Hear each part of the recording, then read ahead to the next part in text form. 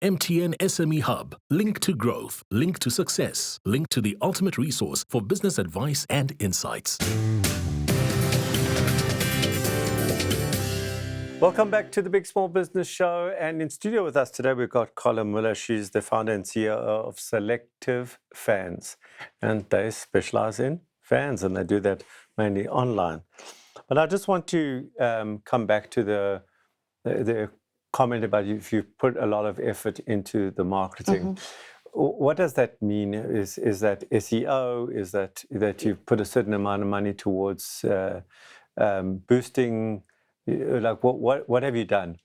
Yeah, so because we're an online store, we have to generate sales through all the channels. So mostly Google has been great, and making sure we're staying at the top, and then Instagram and Facebook, which is proving to be quite an interesting place.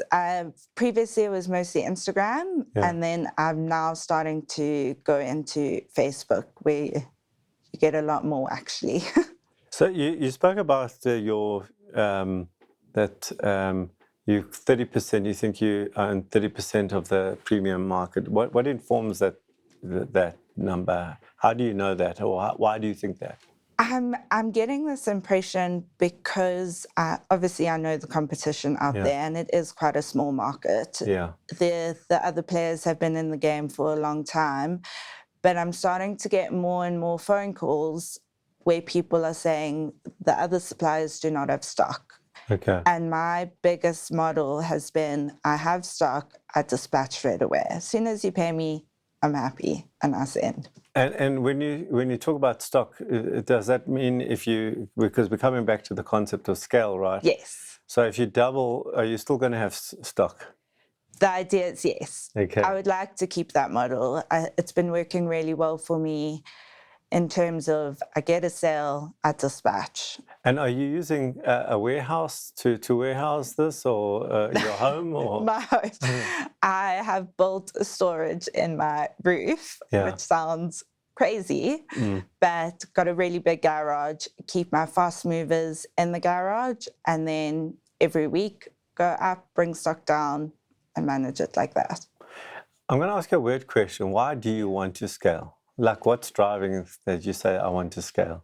I would like to grow the business. I'm really passionate about it. I think the model that I've been working on so far, we've seen really tremendous growth. And I think from the beginning, I never thought it would grow as fast as it has. And it just reiterates how much opportunity there is, and how much, it's amazing to think that an online store could do well.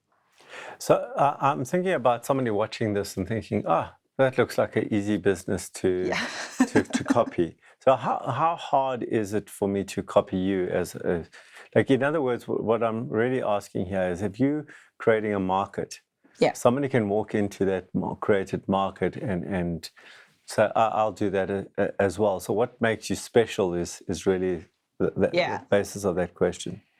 I would like to think it's the customer service that I give.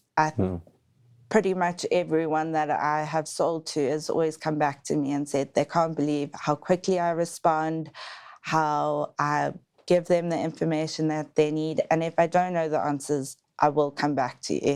I think one of the biggest challenges that I found in this industry is that people wait for weeks for quotes.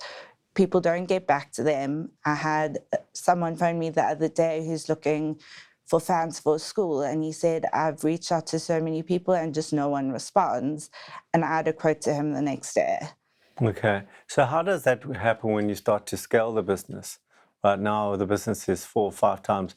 Is it still going to be Karla that is responding to all these people? Yeah, I think that would have to be something I would, if I did employ, would need to really make sure that I stay on top of, because that for me is the success of the business. Obviously, it's the product as well, which, as you say, is easily can be copied. Yeah, but so can customer service be copied. So I could also say I'll call them the same day.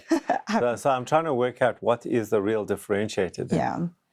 I would like to think the product, there is one of our ranges no one else has in South Africa. It can obviously be copied as well.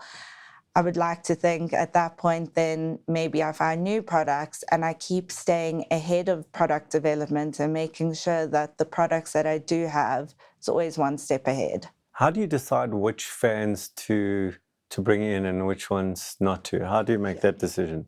So far, it's been on what I think is really nice. It is a tough industry because it's got quite a bad stigma. A lot of people think of a ceiling fan and you think of the ones with the chains. Yeah. And that's really outdated. I do see a trend that people are wanting them in their houses. A lot of people say, why this and not an aircon? I say they work together really well. So I've basically gone on what I think is nice and looks good. Okay. And do you buy by going overseas to go look, or you do it online? Online. Okay. So you mentioned selective lights. I think you Selective touched lighting, yes. lighting, right?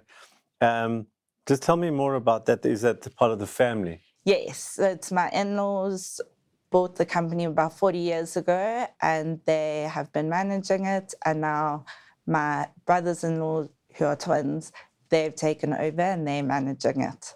And is Selective Fans and Selective Lighting two separate companies? Two separate companies, yes. Okay, it's not part of a group No. with one. You just I piggybacked on the name. Piggybacked on the name. So, coming back to if you had to have your first employee, your next employee, okay, and I know we started here.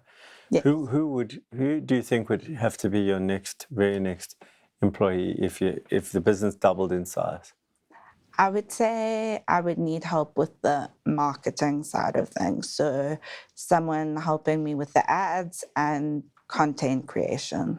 Okay, what kind of content are you creating in your industry? It's hard. It is really hard. I mean, here's a fan that's going round and round. Exactly. And round. I mean, exactly.